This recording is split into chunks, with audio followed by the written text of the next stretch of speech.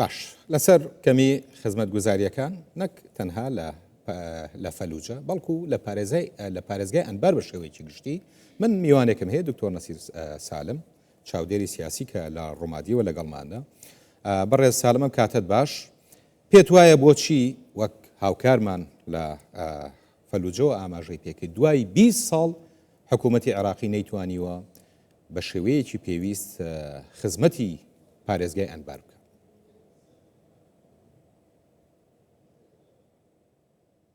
بسم الله الرحمن الرحيم. مساء الخير. خدای گەورە و میهرەبان ئێوارەتان باش، ئێوارەی گەلی هەرێمی کوردستان باش. سڵاو لە بینەرانی ئەم کەناڵە ناوازەیە، سڵاوتان لێبێت. دەستخۆشتانێ دەکەم هاوکارانم لە بواری میدیادا. لە ڕاستیدا پرسیارە زۆر زیرەکانەیە. عێراق بە شێوەیەکی گشتی تووشی کەمی خزمەتگوزاری بووە، کارەبا زۆر کەمە، تووشی کەم ئاوی بووە، هەروەها خزمەتگوزاری تەندروستی و خزمەتگوزاری پەروەردەییش لەمڕۆوە لاوازە و کەم تەرخەمی هەیە.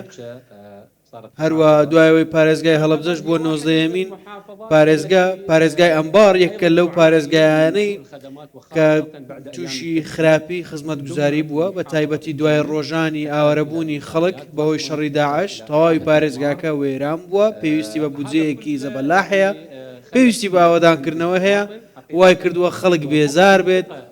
هاوڵاتی متمانەی لە دەست داوە، متمانەی نەماوە بەوەی گۆڕانکاری بەرەو باشتر بکرێت. دوای ساڵی 2018 دوایەوەی خەڵک گەڕانەوە بۆ پارێزگای ئەنبار، خزمەتگوزاری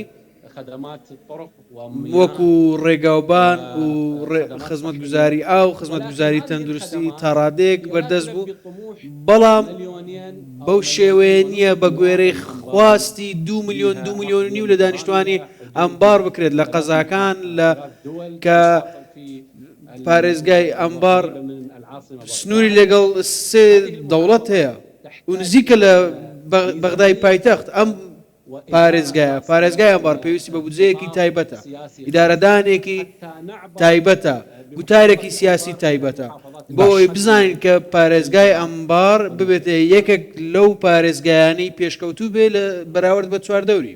باشە ئامارێک کە هاوکارمان خستیە ڕوو لەو راپۆرتەی ئەنجامیدا بوو، وەڵێ لە بودجەی ساڵی 2023 بڕی 493 ملیارد دینار بۆ بودجەی وەبەرهێنان لە پارێزگای ئەنبار تەرخان کرابوو، بەڵام لە ساڵی 2024 دا بڕەکە کەم کراوەتەوە بۆ 72 ملیارد دینار. ئەمە بۆ بەڕای ئێوە یانی بە دڵنیاییەوە بودجە لە حکوومەتەکەی بەڕێز سوودانی، بودجەی تەواوی پارێزگاکان بە پارێزگای ئەنباریشەوە و پارێزگای نینەوە، ئەم پارێزگایانە پێویستیان بە بڕێکی زۆری پارەیە بۆ ئەوەی جارێکی دیکە ئەو پارێزگایانە ئاوادان بکرێنەوە، بنیاد بنرێنەوە. بەڵام دوای پێکێنانی حکوومەتەکەی بەڕێز سوودانی چەندین پرۆژە و بودجەی ئەو پرۆژانە گەڕاندرانەوە و لە پرۆژەکانی بەغدا خەرج کرا، بۆ نمونە پرۆژەکانی ڕێگاوبان، پردەکان و کۆمپانیەکان هاتن لەوێ وەبەرهێنانیان کرد. لە کاتێکدا پارێزگای ئەنبار ژێرخانەکەی خراپە، هیچ بودجەیەکی نییە، 1 ملیارد دیناریش بۆی نەماوە. پێویستی بە پارەیەکی زیاترە بۆ ئەوەی خواستەکان بەدی بهێنێت و دەست بە پرۆژەی نوێژ بکە. باش ئێستا لە بانگەشەی هەڵبژاردنین بەڕێز سالم، کاندیدەکان بە چ ڕوویەکەوە یەن داوا لە خەڵکەکان دەنگیان پێ بن؟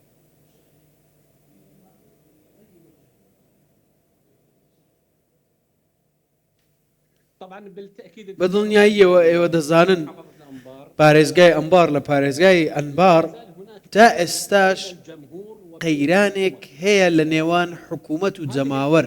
ئەم قەیرانە هۆکارەکەی ئەوەیە چینی حکومڕان لە دوای 2023 تا ئێستا خزمەتگوزاری دەستەبەر نەکردووە، متمانەی دروست نەکردووە بتوانێت مەرجەکانی جەماوەران بەدیبێنێت. نزیکەی لە 95 خەڵک لە هەڵبژاردنەکان بایکۆت دەکەن، هیوایان نییە گۆڕانکاری بکرێت. بۆیە زۆرینەی کاندیدان و تەنانەت پارتەکانیش لەو پارێزگایە شکست دێنن چونکە بەشێک لە کەسایەتیەکان خەڵک لە خۆیان دەگرن و قبوڵیان دەکەن بەشێک لە پارتە سیاسی حکومڕانەکانیش تەنیا چاویان لە پارێت چاویان لە دەسەڵاتە و نزیکەی لە سەدا 25 خەڵک لە تەواوی پارێزگای ئەمبار بەشداری لە هەڵبژاردن دەکەن دەنگیان پێدەدەن. باشە لە دوای ئەو بارودۆخەی لە ساڵی 2014ەوە لە پارێزگاکانی ناوەڕاستی عێراق و ئەنبار بە تایبەتی ژمارەیەکی زۆر خێزان و هاوڵاتیە و ناوچەیە ڕویان لە هەرێمی کوردستان کرد و تا ئێستاش بەشێکیان نەگەڕاونەتەوە بۆ ئەنبار و ناوچەکانی ناوەڕاستی عێراق. پێت وایە ئەو بارودۆخە خراپەی ئەو ناوچانە وای کردو ئەمانە نەگەڕێنەوە؟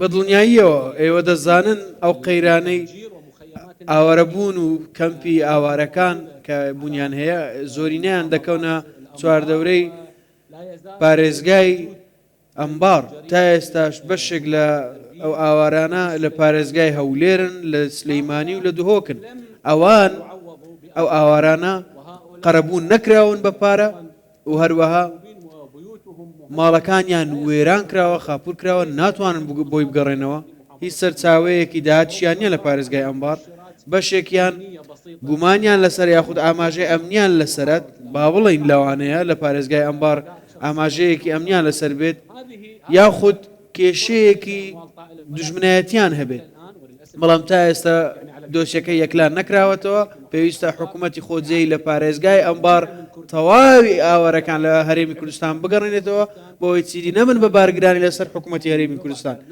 و دەبێت پرۆگرامێک بۆ گەڕاندنەوەی ئەو ئاوارەدا بندرێت قۆناغ بە قۆناغ لە خۆیان بگرن و بگەڕێنەوە بۆ ماڵەکانیان لە شوێنێک لە سەرما و گەرمابیان پارێزێت لە کەرامەت دابژین. دکتۆر نەسیر سالم چاودێری سیاسی لە ڕوومادیەوە لەگەڵمان بووی سپاس بۆ بەڕێست.